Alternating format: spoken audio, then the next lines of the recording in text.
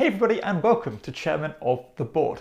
Today I'm talking about a pretty small little cooperative game called Burgle Bros by Tim Fowers. Now Tim Fowers is a designer I really like. He made game The Fugitive, which has a similar kind of theme.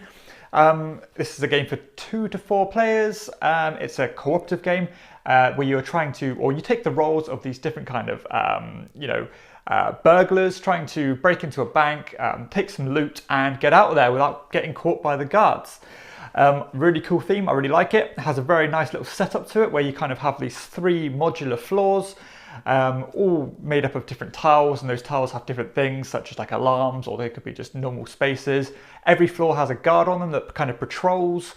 As I said, you've got to kind of get in there, work with your partners, trying to locate a safe, and then kind of find the code to that safe, get the loot, navigate through the floors, and eventually get out of there. But yeah, the game works on the mechanism that kind of is kind of synonymous with cooperative games now, taken from Pandemic, where you get kind of 4 actions you can take, such as moving from tile to tile, or peeking into a tile, or stuff like that. So, kind of a tried and tested way of playing the game that is synonymous with cooperative games.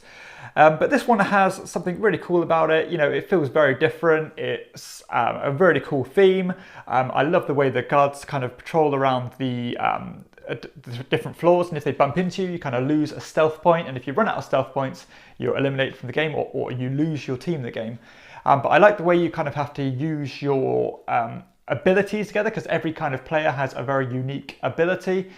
And there's a big variation of those as well, so you can get lots of variety, different game each time, for example. And some of them are really cool as well. It has a nice feel to it. It has loads of different variability in terms of setup. The tiles are very interesting. Like, you've got all these different alarms where you kind of have to stop in certain places or trigger an alarm, or you can kind of step on like cameras and stuff and people can see you, or you've got different foyers where guards can see you from different floors and stuff like that. And yeah, so it's very, very thematic. You can kind of hack into computers and kind of get past alarms and stuff like that. Yeah, really, really cool in terms of its theme.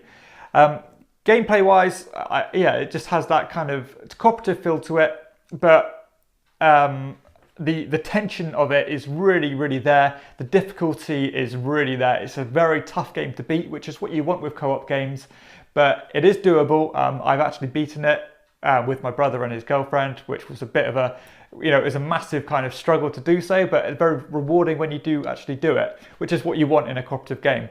I really I like the game. I think it's very, very streamlined. There's not much that doesn't, well, in fact, there's nothing that needs in there that doesn't need to be there. Some of the loot you pick up is very, very punishing, because when you pick up this loot, it kind of gives you this kind of burden for the rest of the game, and some of them are very, very difficult to overcome.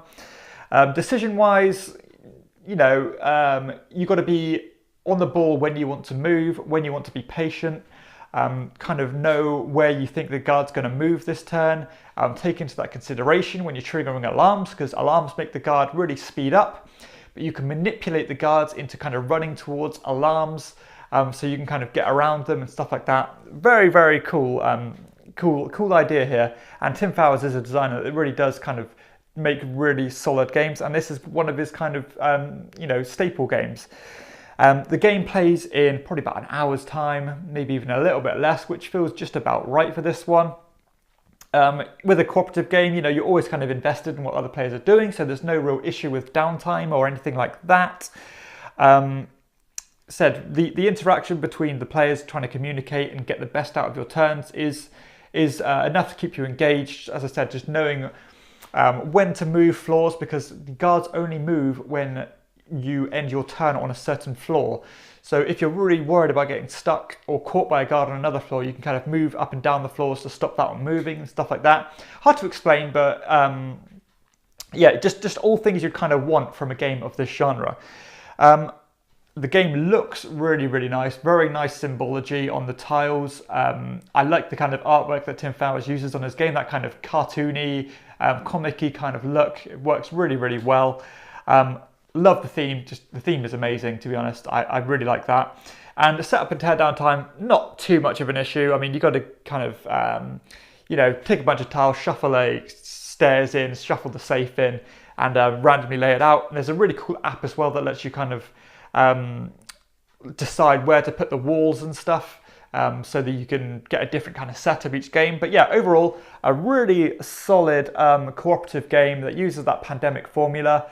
Better than most of them, to be honest. I prefer this to games like Flashpoint, which uses the pandemic formula, or games like Subterra, again, which uses that pandemic formula. Probably not good as Pandemic itself, but not many cooperative games are, in my opinion. But yeah, this is a really good one. I really enjoy it.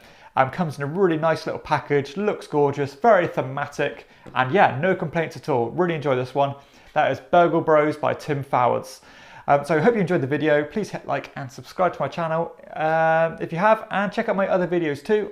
For everyone else, I'll see you next time on Chairman of the Board. Bye.